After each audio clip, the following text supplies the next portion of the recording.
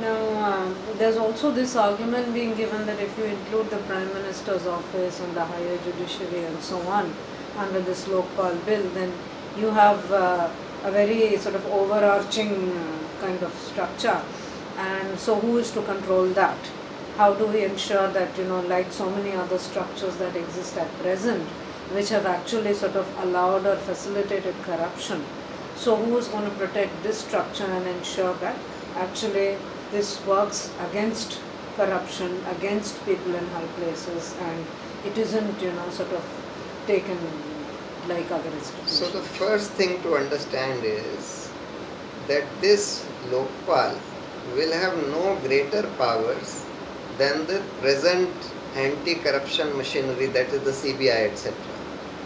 They will just enjoy the same powers which any investigating agency in this country enjoys.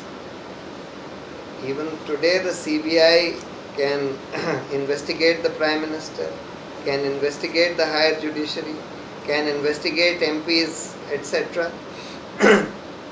All that we are doing is taking it out from the control of the government, where there are serious conflicts of interest, and putting it under the control of an independent agency. Now it is true that there is a lot of corruption in the CBI today, and that is for two reasons. Firstly, since it is being used as a political instrument today by the government to hound its political opponents, to protect themselves, etc., that's one of the reasons for corruption. Secondly, the CBI is accountable only to the government, and once the government wants to use it as an instrument, they cannot stop corruption within the CBI. Therefore, one part of the problem will be taken care of by placing it under the control of an independent agency, with which it will have very little conflict of interest, because the Lokpal will have no other executive authority except investigation and prosecution for corruption. Government enjoys all kinds of executive authority, giving contracts and so on and so forth, where all this corruption takes place.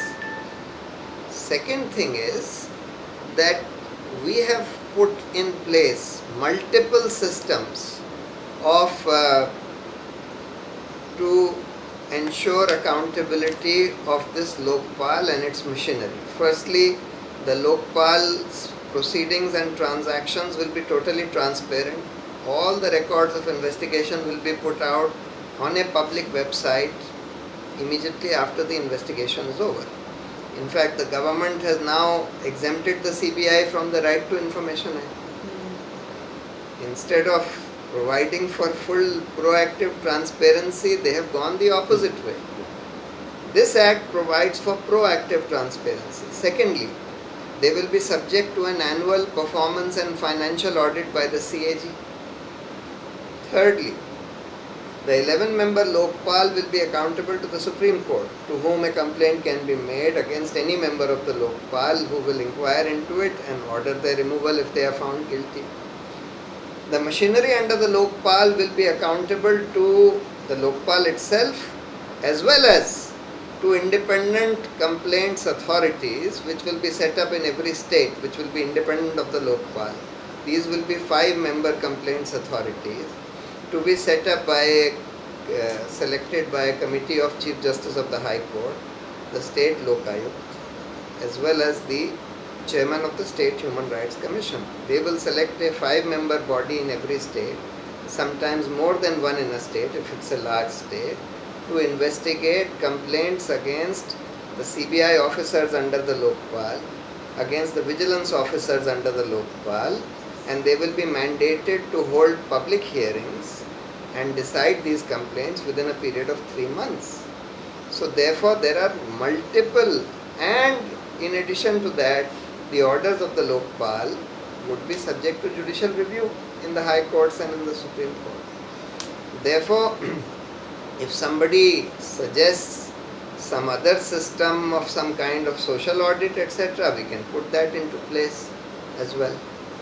While bringing CBI and CVC and CAG probably away from government influence and subjecting it to the control of Lokpal, which acts as the voice of the people, then that is one way. The other issue is that after that, two questions come. One is that how is a Lokpal accountable to the people? So you explained that the proceedings are open and reports will be given regularly, everything will be transparent and so on.